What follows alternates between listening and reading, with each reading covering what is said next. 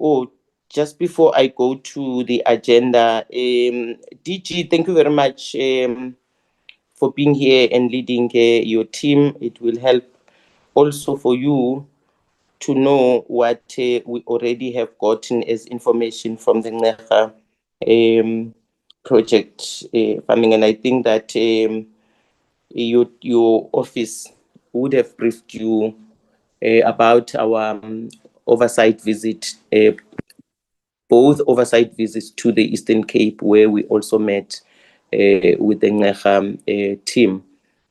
So thank you very much, DG and your team. Colleagues, on the agenda, we have 2 items. It's going to be, I'm trying to make it bigger, Albertina, I can't see. Okay. So the first item, colleagues, is going to be briefing by TGK Farming, private partner on the Ncera Macadamia Farming business, and the part that they have played. The second one is the consideration of the outstanding matters of the committee resolutions and responses from the Department of Agriculture to committee recommendations. Then they were going to be the last part, which is the consideration and adoption of the outstanding draft minutes of the 2nd and the of December and the 3rd of February. Now, colleagues, we got late on a Friday that there is member training today and tomorrow. So we would like to. I would like to indicate that we have to have an hour here so that members can then go back to the where they are expected the training. However, we will allow TGK to present. We will ask questions where necessary. And then once we are done with them, the part that we are supposed to be discussing ourselves, we'll postpone it to next Tuesday. If you look at the program, you'll realize that next Tuesday it brings in the report. So we'll discuss at that point and finalize it. I thought I must raise that even before we start, colleagues. Now, this meeting already has been opened officially. As I was making these comments, I want us to go to the apologies. Albertina, can you help us with the apologies, please? Thank you, Chair. Good morning, members, and everybody on the platform, our guests as well. Chair, we've got apologies from Ms. MP Trollip. MP Trollip is conducting a FMD oversight in Humansdorp today in the Eastern Cape, and he has requested MP Lerato Ngobeni to be a stand-in for him in the meeting today, Chair. We've got also apology from MP Sin and MP Motama. They are attending other portfolio committee meetings, Chair. We've got also apology from Minister Steenhuisen as well as UDM Kappa. They are both attending to a special cabinet meeting today, Chair. I think that's all. Thank you, Chair, from my side. Okay, thank you very much. If I may check, Honorable Ngobeni Konala, are you here? The one that is supposed to be standing in for Mr. Trollip. She doesn't seem to be here, but anyway, it's fine because we still are within our quorum, I want to believe. Colleagues, can I hear your take on the apologies?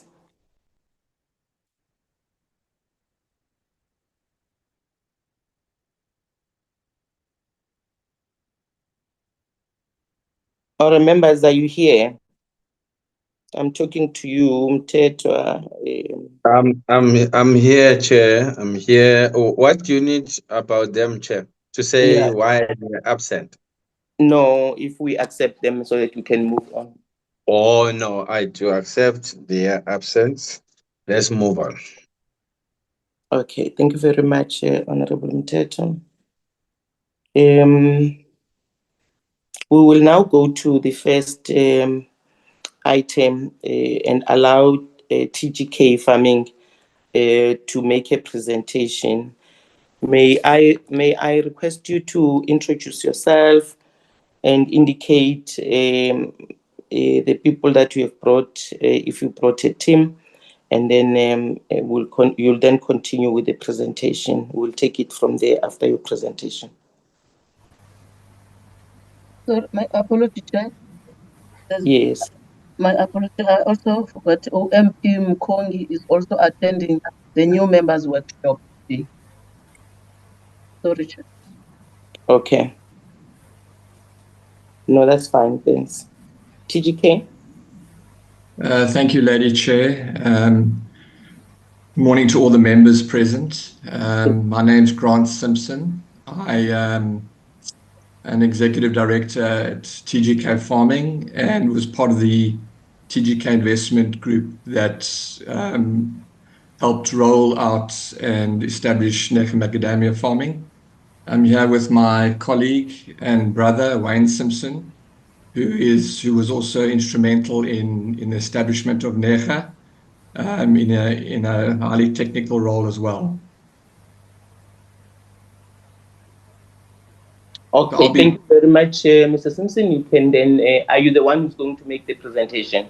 Yeah, I'll do the presentation, and if there's any questions of a technical matter, then Wayne could assist as well. Okay, no, that's fine. Okay. Thank you very much. Go ahead. Okay. So I'm going to attempt to try and create a story today to try and explain our role and the support we gave to Ncera Macadamia project. The Simpson family have both macadamia and dairy operations in the private sector, and we had to restructure our operations to focus on this community opportunity in approximately 2004, 2005. We needed to restructure our businesses to free up the collective resources to give Ncera the required attention. I think fundamentally it must be understood that we are servant leaders and believe wholeheartedly in this philosophy.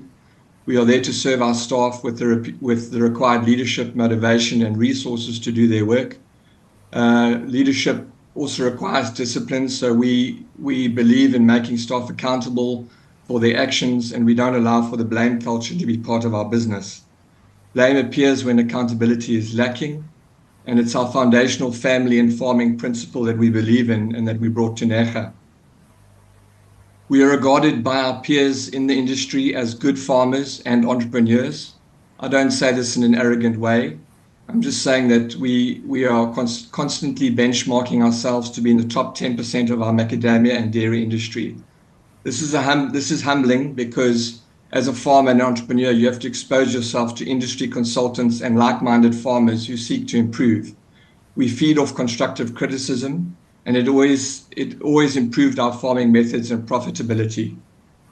This is an approach we also took to Ncera. We're also well connected to our respective industries consultants. This leadership approach, technical prowess, and entrepreneurial mindset was brought to Ncera in full force in 2004, 2005. The Simpson family, or TGK, were approached by Amadlelo approximately in 2004, Amadlelo Agri. The goal was to find community land and turn it to a commercial macadamia farm. Cooler development facilitators introduced us to the Ncera community. We built a strong relationship with the late Chieftainess Jongilanga and would often meet her at the Great Place. She loved watching cricket on TV, and that would always be part of the conversation. So the founding partners, being TGK, Kula, Amadlelo, were the founding private partners at Ncera Macadamia. We all had a role to play. We surveyed the area and found pockets of good soil suitable for macadamia production. 300 hectares of ground was identified. I use the word pockets because the Eastern Cape is generally got very bad soils. You actually have to look for the good ground. You don't have vast areas of ground. So we had to find the good pockets of soil within the Ncera area. The general climatic conditions were also well suited to macadamia production. We identified a water source being the Lane Dam close to the farm and started the process of applying for water use license, which we officially received in 2011. We also had an established market that would take all the nuts once in production. So we bought the whole process, including the market, to the area. I'd like to think that we bought Ncera Macadamia Farming to Ncera, or Macadamia Farming to Ncera, and we actually brought an industry into the Eastern Cape, because there were many offshoots from that. People started to hear of this macadamia farm, and people started to farm and employ people within the macadamia, or create a macadamia industry in the Eastern Cape. In 2005 and 2006, approximately, we started the Ncera nursery because we wanted to be sure about the quality and the variety of both plant and root stock. This cannot be underestimated. TGK used all its contacts in the industry to source the best quality to ensure we would ultimately plant the best possible tree at Ncera that would stay in the ground for a very long time. I personally interviewed thousands of people from young to old, all desperate for work. ID books was all that was needed, and down-to-earth questions to gain a sense of the person in front of me. There were very few matriculants, grade 12s. The odd first-year dropout couldn't afford to continue their studies. Limited job experience. Most job experience were from seasonal farm workers in the Western Cape. I needed an interpreter in some cases, as my COSA is limited. We were dealing with the most desperate and the most poor. One of the people I interviewed was a young Setembele Jasi, who would start off in the nursery pushing wheelbarrows of topsoil and doing hard labor work. I remember the one morning he ran 7 kilometers to get to work, 10 minutes late, as his village was one of the furthest and he missed his transport.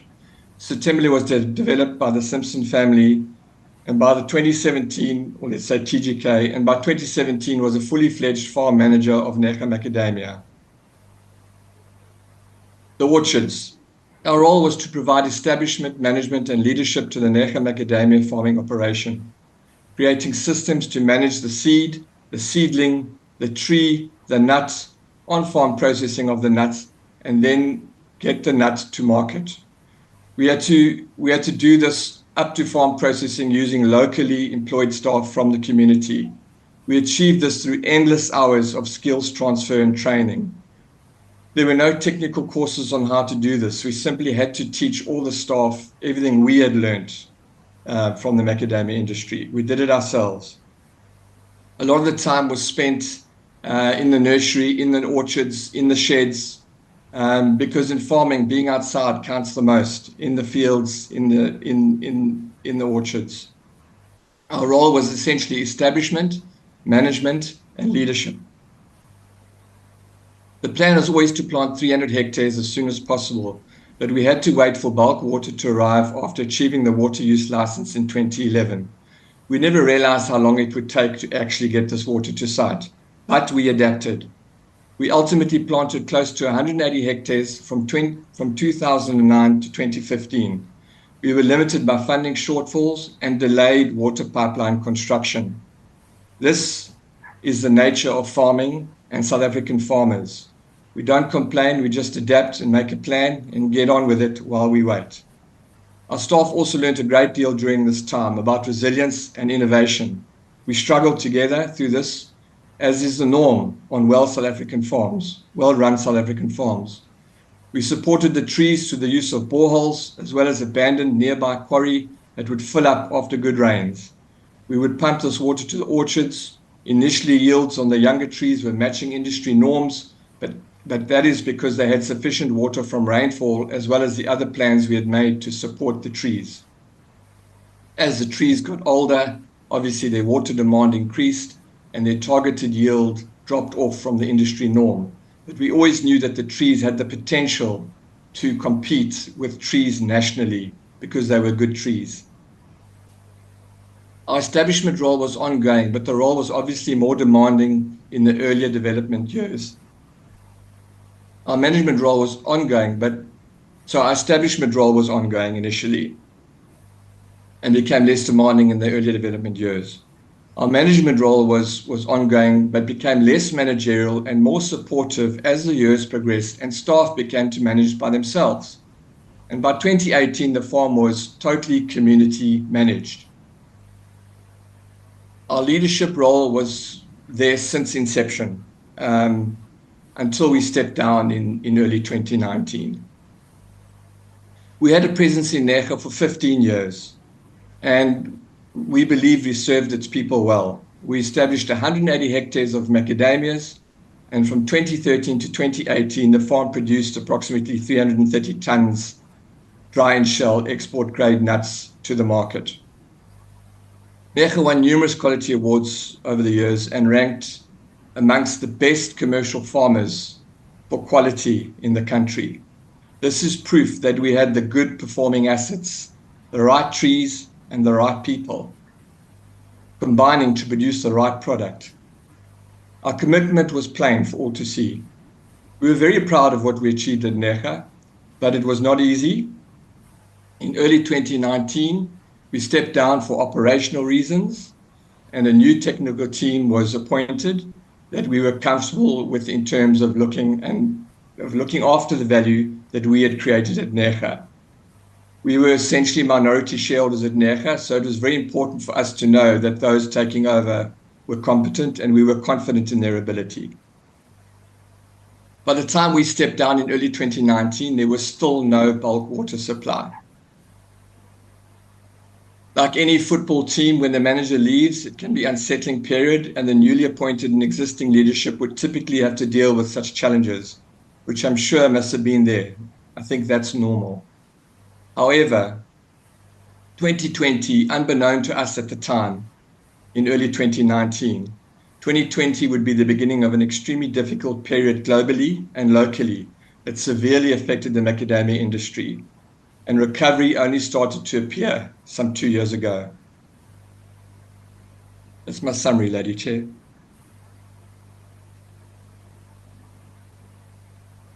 Are you done? Yes, ma'am. Oh, thank you very much. My appreciation. Colleagues, there is the presentation. There is nothing mostly new that we have not heard from the team of the other members or the other parties that we met in the Eastern Cape twice last year and early this year. And they did indicate that you did leave in 2019. But I wasn't very sure whether it was early, and today you explained. Now, the question that I have quickly is, in your presentation, you said somewhere down the line, the project before you left was now run totally by the community because you had trained them to be able to run the farm. When was that? I missed the part where they started running the project on their own. Yeah, Lady Chair, I think by 2018 they were competent, and they could manage systems that we had created and refined over a 12, 13-year period. So by 2018 they'd really gained a level of competence where every supervisor, every specialist, every irrigation supervisor, farm manager, the guys who would manage the processing on the farm, and then the farm manager were at a point where they could manage effectively on their own, obviously with leadership, but it had got to that stage in 2018 where they were really doing a pretty good job and had learned quite a bit. But I think that empowerment started before 2018, but by 2018 it started maturing, if I could call it that. Okay.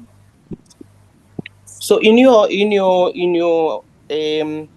when you left, and after that, before you left, there was no indication in the management of the farm by the community itself or the trust that there are challenges.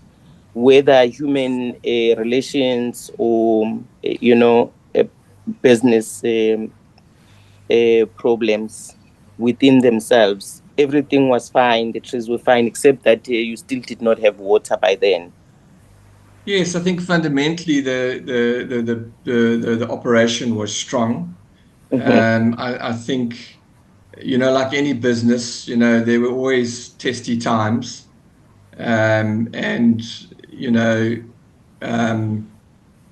but I think generally the relationships between staff and management were good. And yeah, I think it was functional. It was functional. There were tough times. Yes. We had nasty times. We'd have trees cut down. We'd have vandalism at times. We had tractors burnt out. But that fell without from outside the employee scope. It was more external community issues potentially, I think, if I remember correctly. But internally, we had a very sound, happy setup. Okay. Honorable Aris.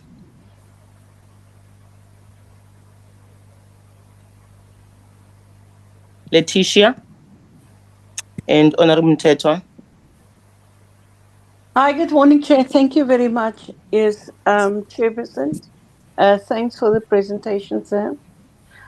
As the economic freedom fighters, we just want to check on what basis was macadamia farming prioritized over food security crops in an impoverished rural area. And then in your presentation, I keep on hearing you talk about jobs or that was created. But how many community members did understand the shareholder agreement they have supposed to own? And how many dividends did these people receive? Not salaries, I'm talking about dividends. And at the point when you left the project, how much money was spent when you left that project? Thank you. Thank you very much, Ms. Aris. Member Mteto. Thanks, Chair, and greetings to our visitors, the TGK, and greetings to honorable members and to our staff. The story actually ended in what you would call in English an anticlimax.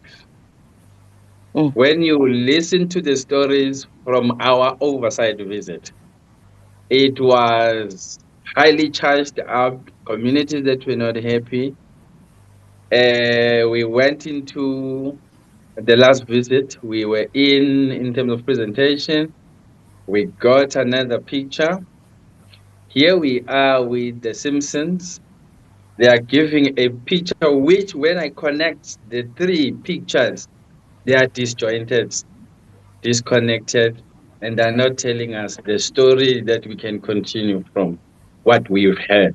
Then it means it's either the story is choreographed in such a way that it gives us what we need to hear based on the parties. It doesn't gel, because now where I'm standing, Mr. Simpson is saying we managed to survive through and through without the bulk water until they exited.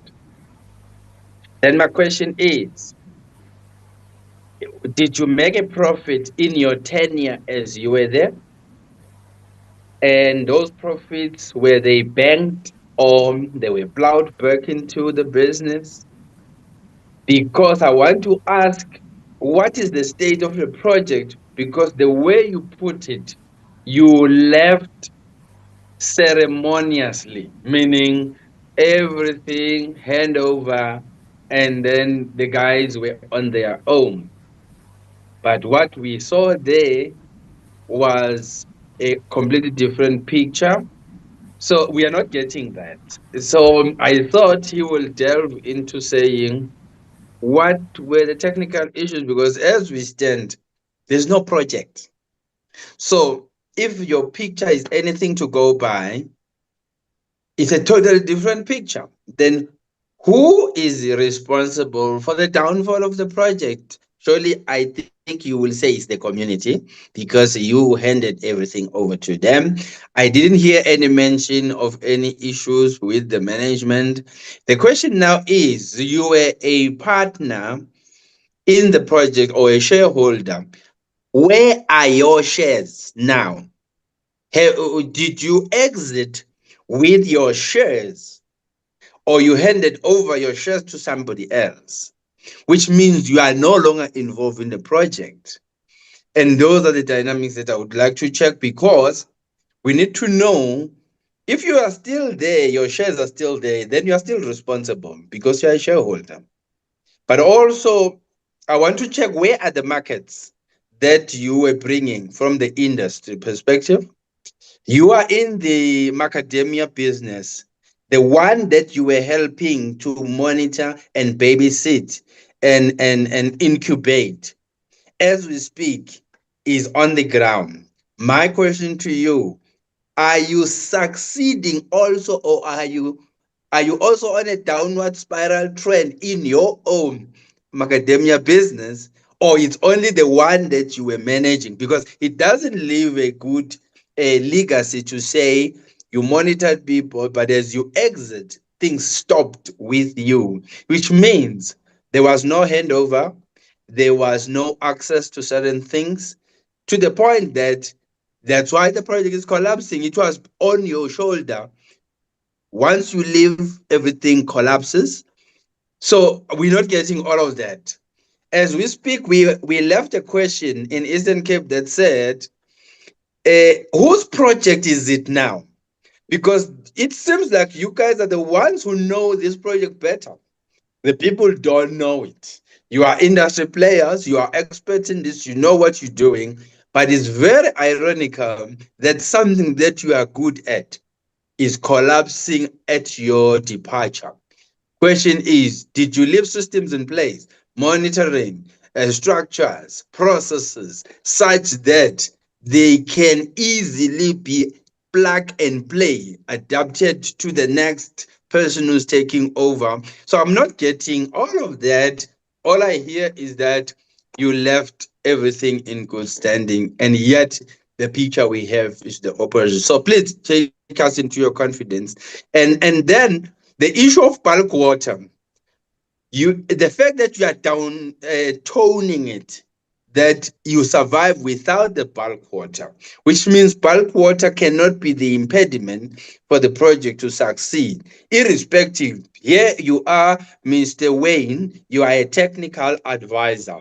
The question we asked is that, what were the basis of starting a project where you know that water is going to be the major input, but irrespective of bulk water, you started it anyway? Because we were suspecting that even the due diligence was not done properly, such that a major input aspect of the project is not there, but you started the project. When you look at the funds that were invested, it's over 180 million or something like that.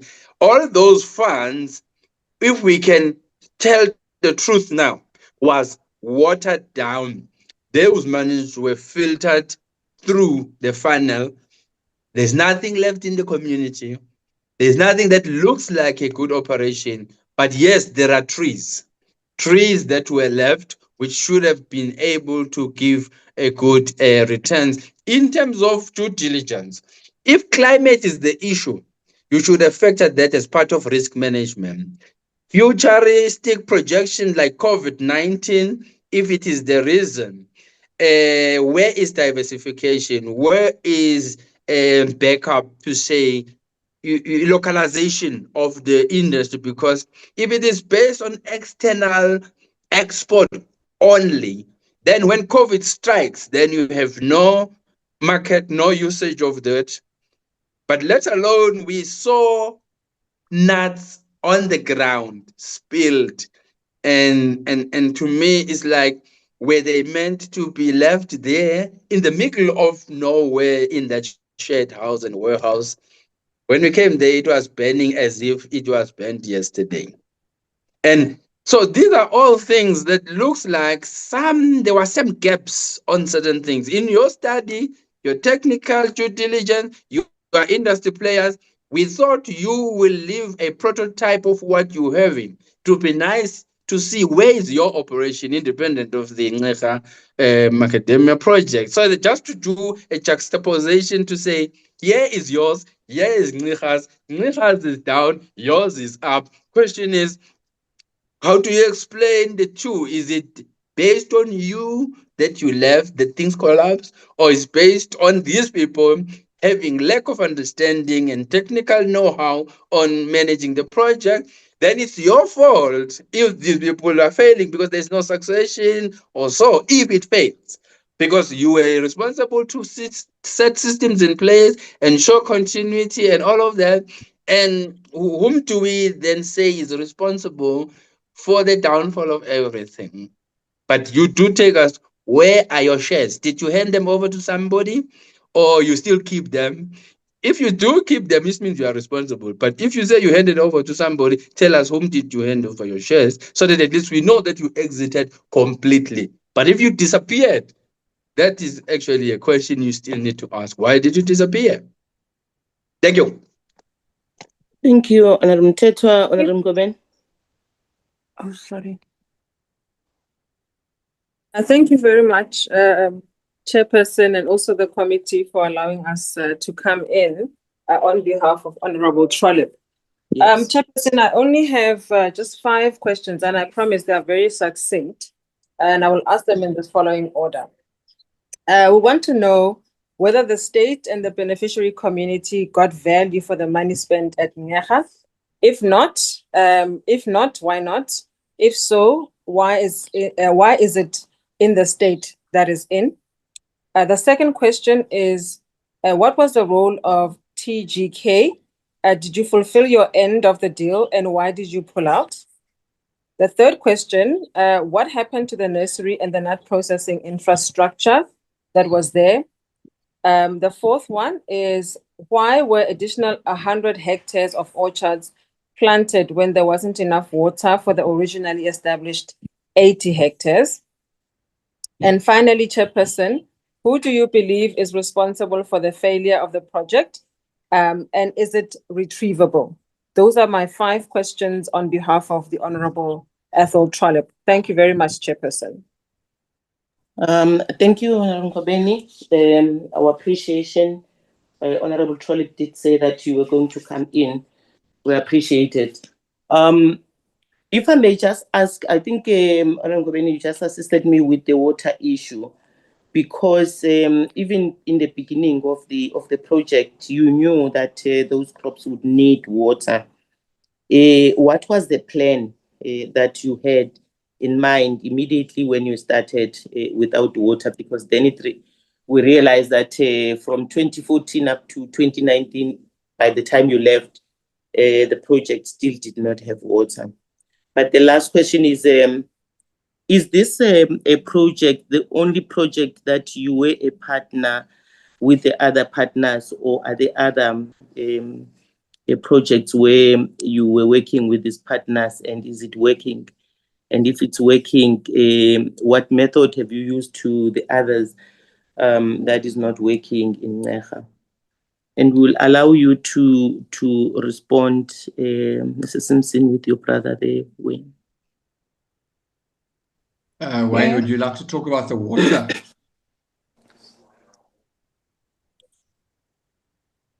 Yeah, my humble apologies. I just have one last question. Oh, okay. Okay. Mr. Simpson, please, let's allow Honorable Aris to... My humble apologies. Sorry, Chair, but there's just one last question that I would like to raise also with the gentleman. Seeing that the land and the grants did belong to the community, why was it that they were having a 49% private sector share?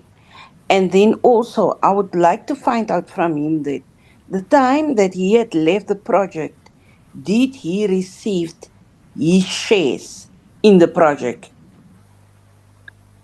Okay. Thank you very much. Who would like to start? Is that Mr. Wayne? Yes, Madam Speaker, I'll just comment on the water situation. Okay. Initially, those trees were irrigated using existing resources within the community, and they were enough to meet the demands of the trees. So there was no issue there at all. Once the water use license was approved, which took a lot of effort, and it was a group effort between all role players, not ourselves. Once that water license was approved, which was 2011, we were on track to meet the demands as the trees got older. Delays in getting the pipeline construction resulted in us not getting the water onto the trees, and therefore tracking closely with the industry norms. And this can clearly be seen in the yield trends. That construction of the pipeline was started in 2016, a 10-month period, phase 1, followed by phase 2, which was also a 10-month period. So as it stands, I believe that this phase 2 hadn't been completed. The point is, we had phase 1 following directly after phase 2 over two 20-month periods, which was basically coinciding perfectly with the time the trees would then start requiring more than what we could supply them. So everything was carefully planned and on track. What we had not in our control was the length of time that it would take and the delays associated with getting these 2 phases in the pipeline completed. Now, with trees, if you don't water them, you're not going to meet the demands, you're not going to meet your yield demands. And so water is crucial. And so without water, you're not going to achieve the yields. Targets become moving targets in terms of yields. And so that is why this project collapsed, because it needed water, and it needed water at a certain point in time, which was on track. But unfortunately, delays within the construction phase resulted in, as it now stands, no water at the project.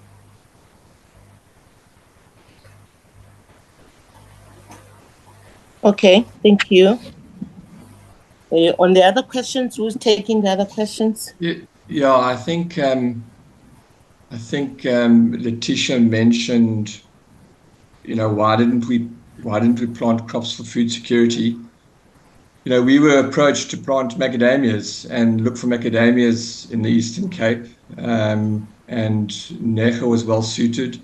It's an export crop. It's a good hedge against a weakening rand. It can provide employment, and that is essentially what we created. We created a macadamia farm in a communal land that could export and create real wealth for the community long term. It's an annuity-based income. The trees can live for over 100 years. If they're looked after and they're pruned, they can produce fruit for 100 years. It's better than any mine that you might find in South Africa. So it was a product that was well suited to the community, and it's what we knew. We don't know how to plant millies.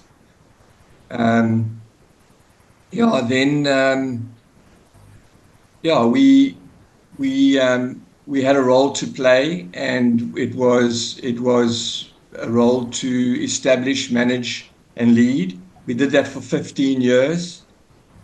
We did an exceptional job. It can be verified by numerous independent industry consultants with reports over the years of exceptional work and exceptional quality. And we make no apologies for that. But, everybody needs to move on in life. 15 years is a serious commitment. We thought we'd plant 300 hectares and have all our water by 2012. But, we were also in partnership with government to an extent, who also had funding challenges and, the pipeline and delays. We didn't choose to blame anybody. We just chose to get on with it and deal with what we had, which is what farming is like. So this notion that we ran away is not correct. We as private sector partners, the 49% private partners, were in agreement with us stepping down. We had a strong team that was taking over. But I think it's Mr. Ncera, 2020 was a shock to the macadamia world. Commercial farmers lost their farms. It was catastrophic. I think we lost 30% of our turnover overnight post-COVID, and we only just started recovering a year or two ago. So the dramatic effects on the macadamia industry were colossal. And I don't think that must be underestimated, and that puts pressure on everybody. So yeah, I think the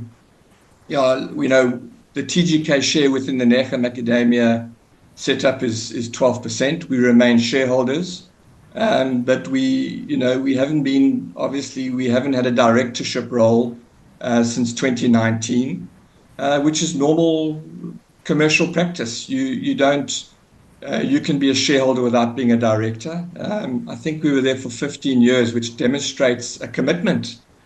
And I think that's fair to say.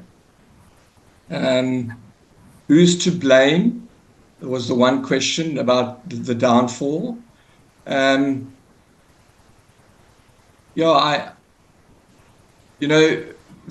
Farming is something that grows over time, and farming businesses develop and sometimes are established organically.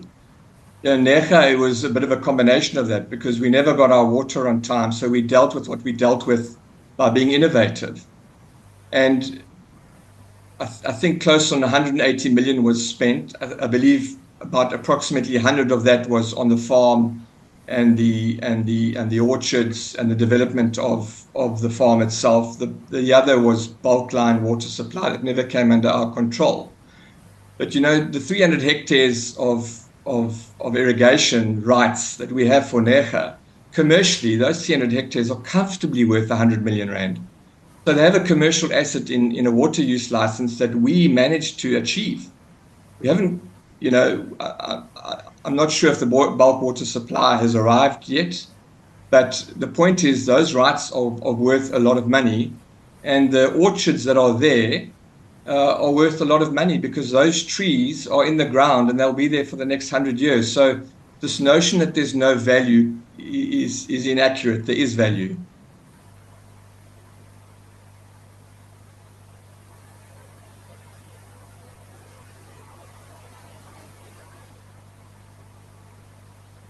Are you done? Yes, ma'am. Oh, okay. The part that I asked whether you with the other partners, if you've been running any other projects besides, because on this one alone, by the way, and as you say that it's a lot of money that was put in there, government put 195 million rand, if I'm not mistaken there, but it's 195. And that is why we are interested in knowing what exactly happened, because we can't allow money to just go into projects and the project doesn't work, because there are many other people who are supposed to be assisted by government with funds. So if we don't see how this project has assisted communities, it then becomes a problem in relation to the types of a business like this one, if we were to continue to encourage government to fund it. If you can go to the other questions that you may have left. Yes, ma'am. You mentioned other projects. So a branch off of the Ncera Macadamia model was a project called AMF, which was Amajimni Macadamia. And then a company called Ncera Macadamia was incorporated that would partner that community and also do a feasibility and plant macadamias in that area as well. It's also something we initiated. And then when we stepped down from I think we might have stepped down from that role sooner than Nechem. I'm not sure of the timing. But again, you know, a lot of the establishment had been done, and you know, the project was left in capable hands, and the directors and the board, the directors at the time were in full control of the company and the farming setup. But they too would have been dealt a hard blow in 2020, no doubt.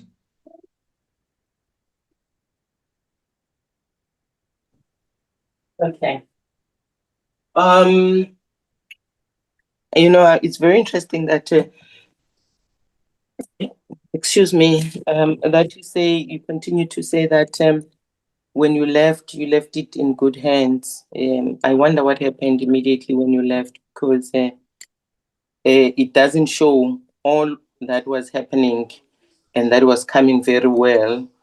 Even the production of the macadamia, even when you look at the tons that was produced during your time and the ones that were produced immediately after you left, it tells a story, because it reduced drastically. Now, the question that we had was whether people that had taken over when you left were trained enough, because we were told that you were the specialists of macadamia, and there was no other person, including in the team that you worked with the schooler and the other company. Well, in the community, of course, we know that in the trust there was nobody, and it did indicate that you tried your best without training money there, and you trained a number of people, and you made an example of this young man who eventually became the manager. I'm just not very sure whether having left and you left the other partners and the management, as to whether, given the fact that that was your baby, that you gave birth to, especially because you were approached, as you say, to come and assist. Did you even try to look back and see if everything is going well? I mean, if we give birth to a child, all of us want to see that child growing well and nourished, and we want to see them succeed. Did you even look back and just check, even for a moment, between 2020, 2021, 22, just at the time when you are saying COVID actually dealt almost every macadamia farming a challenge, that you've lost so much, as to the estimation that you're making at 30% or something like that? Did you even think of, okay, let's check what is happening behind there? Because even when you left, there was no water, whether they are succeeding or not. And I think members feel that, and as you try hard to explain to the members that the notion that you left everything in shambles does not make sense to you, because you are a respected company and you did your best. I think within us as members is the fact that immediately you left, everything seemed to collapse. I think that's the problem that we have. But I'm not very sure whether you were able to respond to all the answers that Honorable Ngobeni had asked you on behalf of Honorable Trolip. Honorable Ngobeni, are you done? I want to give Honorable Smith an opportunity to ask a question. Honorable Tetwa, is that a legacy hand? Honorable Ngobeni, are these hands legacy hands? No, mine is not legacy, Chair. Okay, we'll start with... It's a follow-up. It's a follow-up. Okay. Okay, Yes. no, that's fine. We will start with Honorable Ngobeni, and then we'll go to Honorable Smith, and then we end with your follow-up, Honorable Tetwa. Follow each other like that. Yeah. No, thank you, Chair. I just wanted Mr. Simpson to perhaps maybe he didn't hear, some of our questions clearly. I just would like him to give, not wax lyrical, just to give clear and concise responses to what exactly happened. The reason why I came in was because he was beginning to address the issue of water and the water scarcity and the unavailability of water.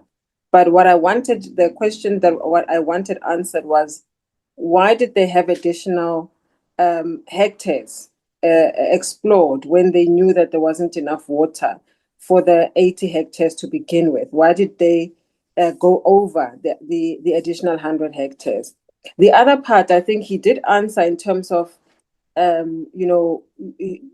COVID-19 and what impact that may have had on the project, etc.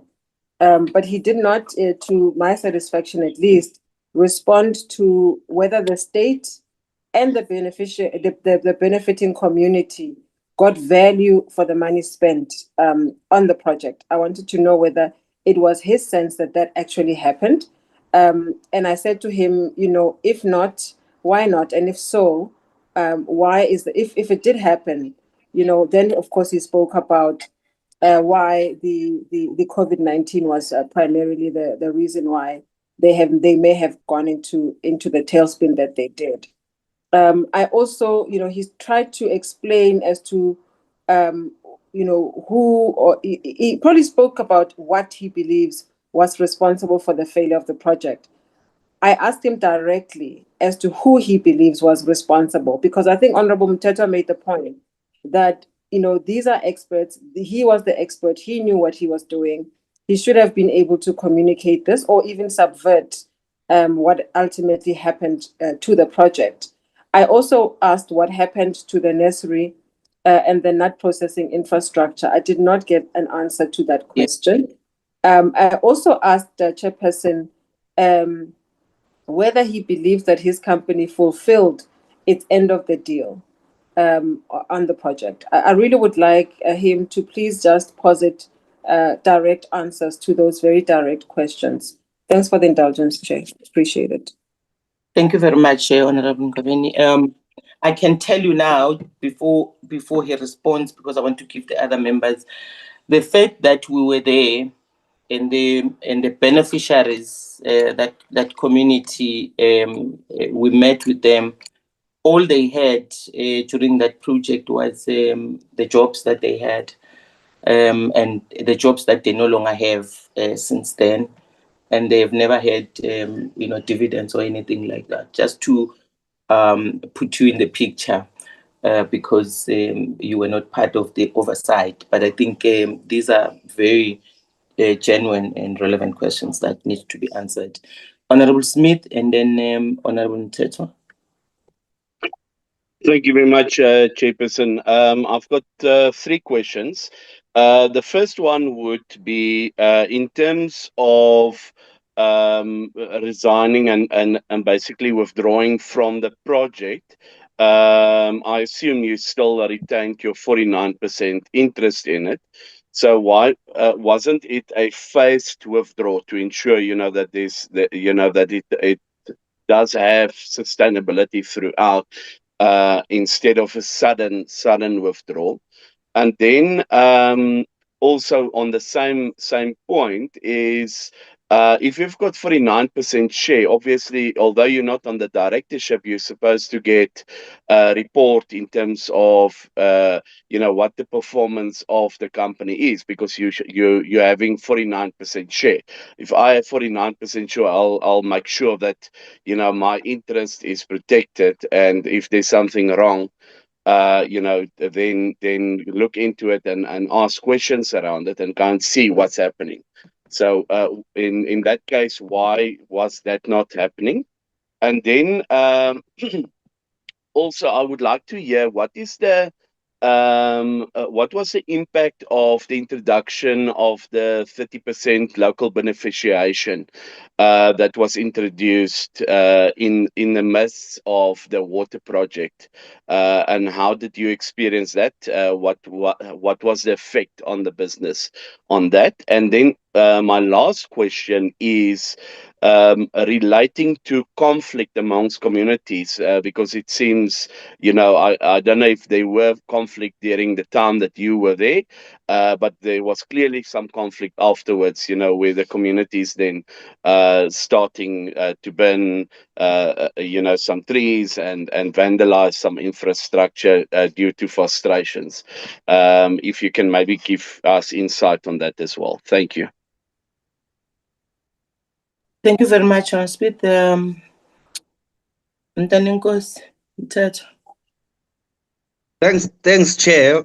No, it's getting interesting, Chair, because remember now we have a benefit of hindsight. We started in the community last year, and this year we also went to get the reports. Now, if I can paint the picture which was last painted, one, how do you exit your company where you are a 49% shareholder when the projections according to your financial planning and the maturity of the trees, it is projecting that in 2025 was gonna be the peak of this project.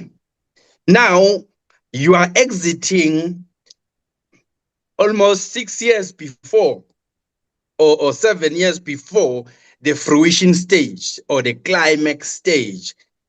As an entrepreneur, as a farmer, seasoned farmer, you leave an investment which you say it's going to be lasting for over 100 years.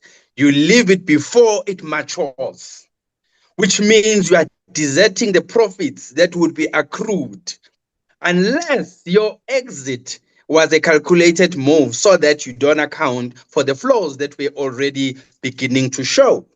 But moving forward, the project, according to the report we have, is that it is your initiative, it's not a government initiative.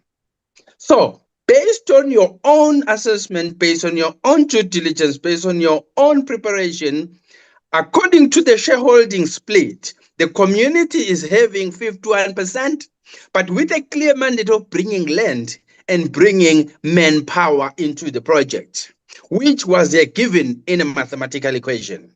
Then here comes you being the 49%, and among other things, you are an industry player, you are going to bring markets, you are going to bring profits and sales into the project. So where you needed to bring your end of the bargain, we don't see it. When I analyze your contribution, you sound exactly like Mr. Pagate. Mr. Pagate, when he was presenting in the couple of weeks ago, he said we spend a lot of time in that community, almost like the same way you are saying we spent 15 years. And if I were to do deduction and conclusion, these 15 years, you were selling your time for the money that was in the kitty. And as soon as that money is exhausted, you exited. The communities at some point needed to be geared for in terms of money for salaries. I haven't heard an answer. Did you make profit? Because the picture that was created is that this project was doing well and it was left in good hands. Was there any profit? If you say you had problems of water, the likelihood is that you didn't make profit. So which means you made a very bad investment in terms of your performance. You didn't realize profit. The project collapsed. There is no more value for money for the money that we put. The only money, according to the records we have, is the money that government gave. I don't see equivalent value of the 49%, because you should be gearing also financially in terms of economics. You must have 4 factors of production: land, buildings, owner's equity, and labor. We have labor. Where is owner's equity, your equivalent of 49? I assume that you will convert that into the workmanship that you are saying you spent 15 years. But what did it realize? What was the benefit? No profits, no continuity of the project. Before its maturity stage, you've already exited. What kind of a responsible businessman who leaves his company with his own shares just exit and disappear Could it be that you went to go and nurse your other project and you neglected this one wherein you committed in case? And then what we saw is the expenditure of monies. We don't see any value for the monies. And so you can't blame the state for monies that they put when they never started the project, but they bought into the project because of your presentation and the industry players. Today, the project is left in the hands of a community, and the one whom they trusted the most is missing in the picture. And you are not painting a true picture that you exited ceremoniously. If you have to hear the other side of the story as well in law, audi alteram partem. What we're getting from the other end is that things were not as rosy, but you are painting a clear picture. So for me, you have failed as an industry player and you failed those black communities. And I wonder, if you say you are a good farmer who is in good standing, how would a project fail under your custody? So you need to explain to us, especially where you didn't put your own skin in the game, but government put their own, and that was consumed. And upon its finishing, you exiting. That's all I'm getting here. Thank you. Thank you very much, Honorable Mtetwa. Who's this other hand? Honorable David. Good morning, Chair. So my question is, Chair, I just want to know what is his future plans with that 49% of shares that he have? And my other question to him is, was the reason for him leaving the project not because of the Standard Bank money where he and the chairperson of the board was in conflict with? Okay, Mr. Simpson, let me allow you to try and respond to all the questions that they have asked, members have asked you. Okay, thank you, ma'am. Wayne, you must feel free to come in if you want to say anything. I think the beginning of today was about TGK's role. So TGK earned 12% sweat equity for our efforts at Ncera over 15 years. So our part of the 49 is 12%. Okay. And I think that's, first of all, important to note for establishing, managing, and leading that setup. Our private sector partners also got equity for their respective roles, and combined, it was 49%.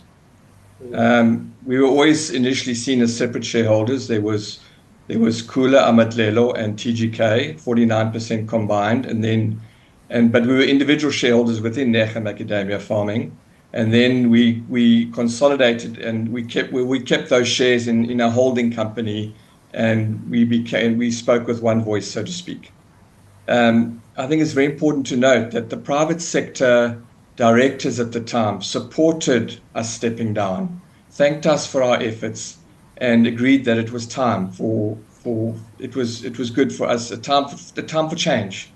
And we had put a lot of effort in, and we were ready to step down. You convert community farmland, communal land, into commercial farm.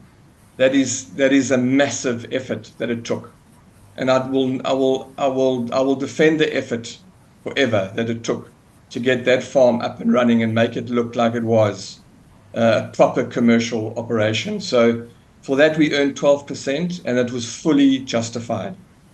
In terms of value for our shares and who looked after it, we believed our shares and the current board of directors that were running it had our best interests at heart. They employed the services of Richard Hurley, who was a top industry expert, who we have a healthy regard for, to walk alongside them, and the directors within the 49% supported the change. So that is the situation. I'm trying to think. The one gentleman spoke about reports. after we had left. We did get feedback at times from the 49% shareholders via a work colleague, but we didn't get much feedback from Ncera Farming Pty Limited itself. We knew they were under a fair amount of pressure, as were we. We had 100% share in our own operation, and we had a 12% share in Ncera, and we established Ncera. So, you know, our priorities would obviously lie where we had higher vested interest. But that doesn't mean to say we didn't create something of value. We did create something of value for the community, and I believe I haven't seen the project, but I believe, you know, there has to be value there. Trying to think what else. Wayne, would you like to add? Yes, I just want to come in from this perception that you know, why did we plant more hectares than what we could cope? Well, the fact that we didn't roll out the 300 is also an indication that we were mindful of the limitations, and so we didn't roll out the full 300 hectares. Initially, those hectares that we planted, like as I mentioned before, they were tracking very well with industry yield trends, with the resources that we had on ground, and everything was planned. We had a water use license. It came in early. We then had 2 phases of pipeline construction. The timing, the start of those 2 projects was spot on. They were both meant to be 10-month projects. I think the first one was slightly longer than 10 months, and then the second one followed very shortly. And it was the second one that broke the back, because it was also a 10-month project period, and that just prolonged it. And I think as it now stands, was never completed. So, you know, farming is about water. And if you don't have water, you can't control anything. Everything becomes a moving target. You can be a dairy farmer, you can be a maize farmer. If you don't have water, you have no control over your yields, and budgeting becomes a nightmare. So this was emphasized with numerous ministers when they approached us and visited Ncera. We as a group, as the 49%, we brought it to the minister's attentions. We didn't keep quiet. We knew the importance of it, and so it's just quite unfortunate that the second phase of the pipeline never materialized or never reached completion, because it was so close, and it never reached completion. Maybe we need to investigate why that process didn't reach completion, because I believe that is what started breaking the backbone of this incredible project. We have numerous reports from various knowledgeable consultants, independent consultants in the industry, that have only good to say about the project. In some cases, calling it world class, and so we have our inputs and other sides of the story that indicate that this project was world class. Yes, we had, like any community projects, their challenges with communities, and there was unrest and that, but you know, that comes with community projects, and so I don't think we can blame a single person. You can't blame a particular person as to what happened onto this operation. But what we can say is that water, which is the heart of a farming business, without water, I mean, everyone knows that nothing can grow, nothing can perform. Okay, thank you very much, Wayne. Do you want to come back? Sorry, ma'am, there was a question about profit that we didn't answer. Please. We hadn't, there wasn't a positive operating profit for the duration of when we started having product coming in. I think the product started coming in was 2013, The first 8 tons, I stand to be corrected, but while we were harvesting that 330 tons while we were there, the revenue of all that, of all the sales of that nuts obviously went into the budget and in the sales component of the budget. And after all the costs, we were still short. We were still short of funding. So the farm was never in a stage of positive operating profit because we were always down on yield. The quality was there. Our quality was exceptional, but our trees weren't producing enough nuts, obviously, because we didn't have the water. So we were always behind on revenue, and that had a direct bearing on profit. So, the reason why we weren't making profits is because we were behind on revenue because of yield, because of water. So yeah, I think that was to continue for 1 or 2 years still until we got the water, and that could be sorted out. But then the horrible 2020, 21, 22 shock to the industry came and hurt everybody. So I think the timing at Ncera was unfortunate, where there wasn't water. We battled on. There was limited operating, or there was no operating profit. There was an operating loss. And then the bulk water supply hadn't arrived, and then COVID and the rest of 2020's problems arrived. So it was bad timing. Had we planted the 300 hectares, we got the water use license in 2011, had the water all been on track, and we'd managed to achieve the same quality product with better yield, we wouldn't be having a conversation right now about a collapse of the business. I think we would have timed it well, and we would have enjoyed all that fantastic macadamia pricing that existed pre-2020. So it is a timing issue, and I agree. I don't think blame is the order of the day. I think it's about unfortunate timing, and there is an asset there that exists. Okay. All right. Thank you very much, Wayne and Grant. Honourable members, I want to believe that you are done with your questions. I'm not very sure whether I don't know. Yes.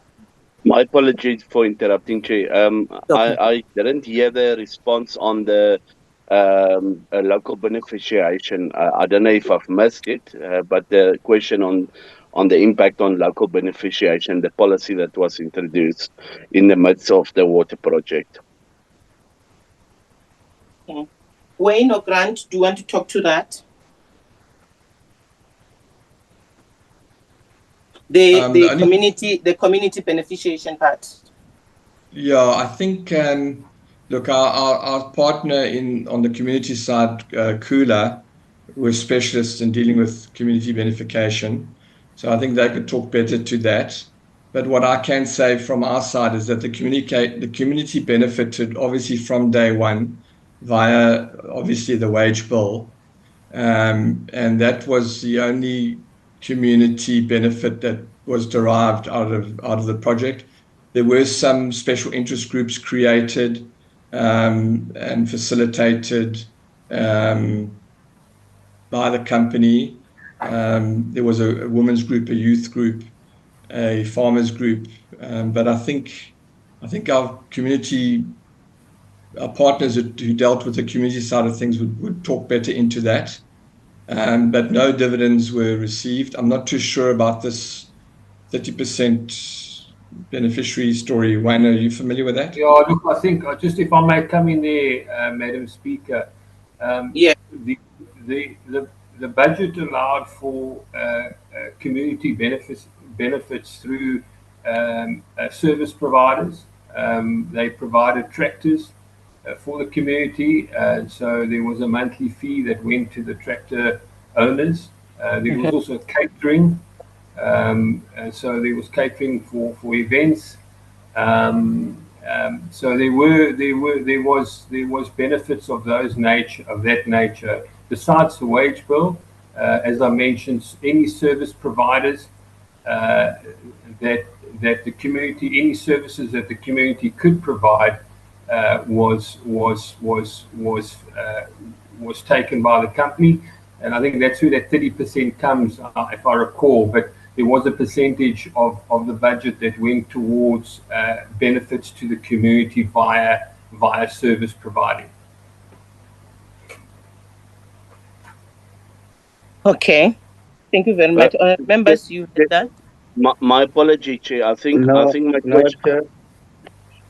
Yeah, just wait. Who wants to speak? I hear it's Sorry, it's Honorable. Honorable Smith. Smith, I Okay, just want to follow. we'll take Smith and then Teto. Thank you, Chair. I think maybe my question got lost in translation. Specifically on the water project, because when we were there, they said that the policy of 30% beneficiation came into play, was announced by the president at that time in the midst of the water project that disrupted the water project. So I wanted to hear the impact from your view in terms of that 30% beneficiation. So meaning that 30% of that contract had to be given to local beneficiaries. Oh. I think if I can just come in, Chair, if I can just come in here, the two pipeline projects were independent of Ncera Macadamia Farming. Those were separate government standalone tenders. We had no direct involvement as the company, but obviously the community were approached for job opportunities. But those two tenders, we were not responsible for those. Those were direct government tenders. We were not involved in that process. Okay. Yeah, thank you very much. I wanted to say that I think the other partners, Kula and them, they did say that it was part of the tender. Nyambos, uqede ke Nyambos sesizovala abantu bazojoyina Yes. i-training. Yeah. Siyabonga, Chair. No, I wanted just to do the deductions and conclusion based on the utterances of the Simpson brothers. That the fact that you didn't make profit for the duration of your tenure, that doesn't make it a good project. And the fact that you exited, it was actually a vote of no confidence over your own investment of time and money invested by government, and then you left. And then three, then let us stop this notion that this project was ever good. Because here we're sitting with the technical expert who are expert in the industry. They left. The project didn't generate profits. And then they had water issues. For me, that is the greatest engineering error, that you started anyway, knowingly that there's no water. I think the idea was about the consumption of the resources that were there. But you knew exactly, if you're industry player, you knew that this will not mature, this will not yield the projections that you are making. So let's conclude. This project was never good. Let's not then sell an illusion that it was ever good. If it was good, it's the money that was spent by government, 180 plus million. Yes, that was a good thing. And then that was goodly spent by private sector companies, because if I can do an audit of money flows, this money never flowed into the community, but it flew into the private sector, which you are representing. And if you can do an audit on that, those are the last beneficiaries of this project on the monetary side of things. And people are left with no profit, with no macadamia. The main business was macadamia. You didn't deliver a successful sales of macadamia business, yet you are in the business. So this project was imploded, and thanks to your services, which never matured. And these people, they know nothing else other than to bring the support services, and they were failed. Thank you, and thank you. Okay, Teta, thank you very much. May I then request if before I conclude here, if the DG is still here and if you would like to make comments. DG, are you still with us here? I'm still here, Honorable Chair, in the meeting that you had arranged. And thanks a lot to the Simpsons on the responses that were given. I think from our side, Honorable Chair, we have taken note of the responses that we got from the Simpsons and the questions that the honorable members had asked. We will distill those and also give our own views to the portfolio committee on the matters as highlighted. Thank you very much, Honorable Chair. Thank you, DG. And please, because we are finalizing, our report next week, if there is anything you want to say before that, please send us. Otherwise, you will then have to respond when we send the report to Parliament, eventually with the recommendations that are going to go to the Minister. But I want to say thank you very much to the Simpson brothers for taking your time to come here and make a presentation. We do appreciate your time and the information that you shared with us. The only unfortunate part is that we listening to you without you having the benefit of what the others have said. However, they have not said anything different from what you have said much. You almost said the same thing. I think one of the members, I think that's Honorable Ncera, who said it's almost like it's rehearsed, but the report that we've got, it's one of the reports that we also got from the other members, so you shouldn't be worried. Members are probing you because they would like to get information. We have a responsibility to make sure that money that comes from government is spent properly. And so these questions are not meant to be personal, but they are meant to try and get to the truth of the matter. And because we do want projects, and including that very project, to continue. However, we do not want to make mistakes that have been experienced before in order to make it a successful one. The unfortunate part is that you are the only people, or the most closest people who were there, who understands the business on macadamia. And that is what Kula and the others said, that they were relying on you because you were the experts. And I think the fact that it failed there, it could be the fact that you were there, you tried to train people, and immediately you withdrew. People felt probably that they were not ready to continue as much as we say they were ready. I don't think in the manner in which the project failed does say that they were ready to do so. But we thank you very much for coming to assist us with information. If there is anything at all that members feel that they may have left, we will contact you in writing, and maybe you can add if there are any questions that members would still want to know from yourselves. But we do appreciate your work that you did at Ncera Macadamia Farming project. As much as it did not go that well, we hope that the little bit of what you did there and the training that you gave to people, probably they would be able to use it in the future. I thank you very much, colleagues. I want to believe that we are at the end of the meeting with the Simpsons. Is there anything that you want to say as a parting shot?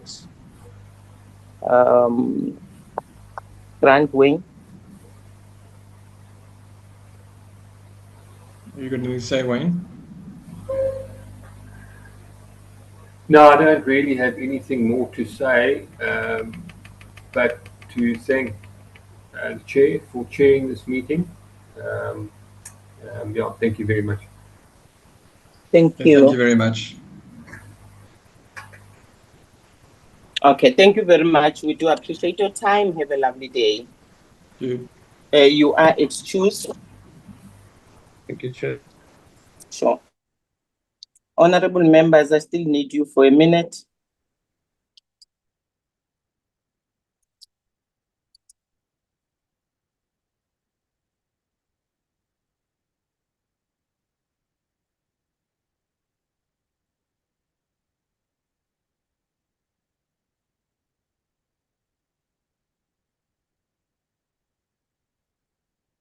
Nhlanhla, can you relieve the other people? DG, thank you very much. We will meet next time. You are released. Okay, all your members, thank you very much for your time. And I hope that you'll still be able to go and join for an hour in the training. Unfortunately, we had to have this meeting because we already had adopted the program. Thank you very much for making time. The discussions around this, I wanted to make notes. We will then discuss next week what is our thinking about this presentation. And then we will then incorporate it in the report. We will then adopt the report with the amendments that we would make in relation to this presentation that we've had today. I want to thank you once more and say that the meeting is officially adjourned and we're transferring the other items to next week. Thank you very much, colleagues. We'll meet next week. Thank you, Chair. Thank you very much, Mr. Smith.